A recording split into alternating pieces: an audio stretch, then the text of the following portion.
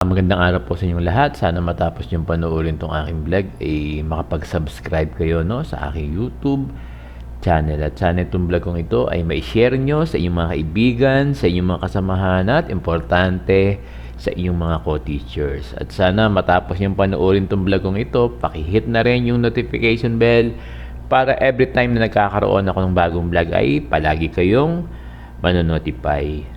At yung palaging request ni Sir Bong, kasi dyan sa mga vlogs ko ay marami nang lumalabas na ads. Sana pag lumalabas yung mga ads, huwag nyo siyang i-skip, papanoorin nyo ng buong buo lahat ng ads na lumalabas dyan sa aking vlog. Pwede ko ba kasahan yan sa ating mga kaguruan? Maraming salamat sa inyong lahat. Patuloy pa rin na nagtatanong yung ating mga guro, nagtatanong kay Sir Bong, ano na raw ba yung update sa PBB?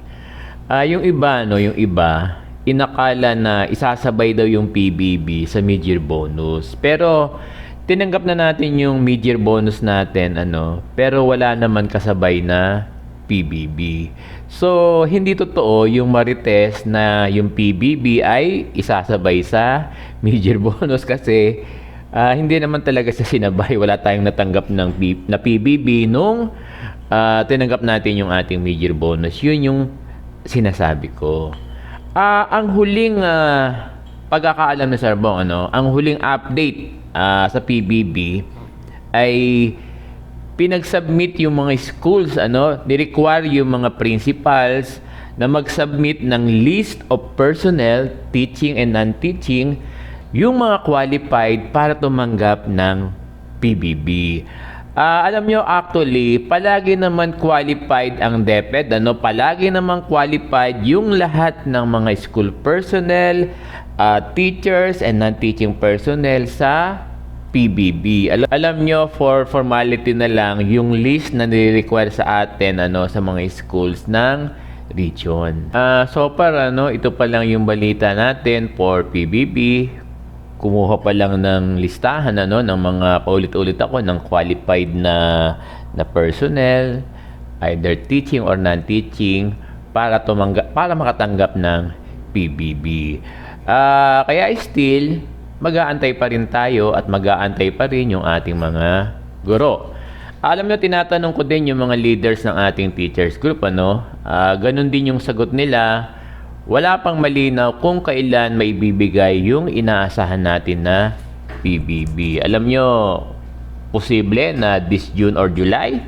Who knows, baka sa mga buwan na ito ay maibigay yung ating PBB. Kaya lang, huwag nyo akong i-quote, na ang sabi ni Sir Bong, ibibigay daw yung PBB ng June or July. Ito ay analysis lamang ni Sir Bong.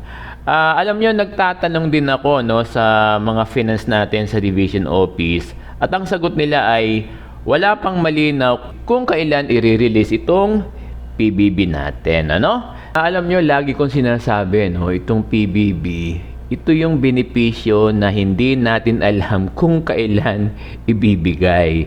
Ito yung benepisyo na parang ang hirap-hirap nating matanggap. Tama ba si Sir Bong sa kanyang observation? Kasi sa PBB, mahaba yung proseso. Pero we will always remain hopeful na itong PBB ay maibibigay din. Kung tinatanong nyo, kung tinatanong ng ating mga guro, kailan posibleng ibigay itong PBB?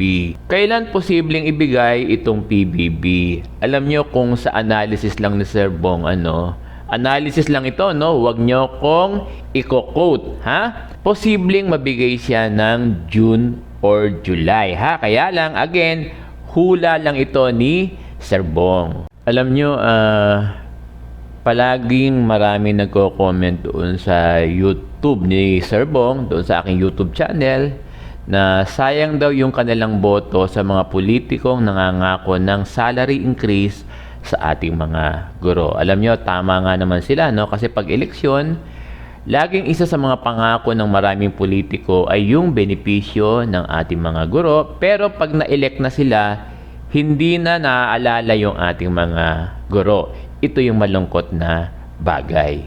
Sige, dear teachers, hanggang sa susunod na vlog ni Sir Bong, alam nyo, wish ni Sir Bong na dumami pa yung ating mga subscriber na teachers. Sana mahikayat nyo yung marami pang guro na mag-subscribe sa YouTube channel ni Sir Bong. Maraming salamat sa inyong lahat.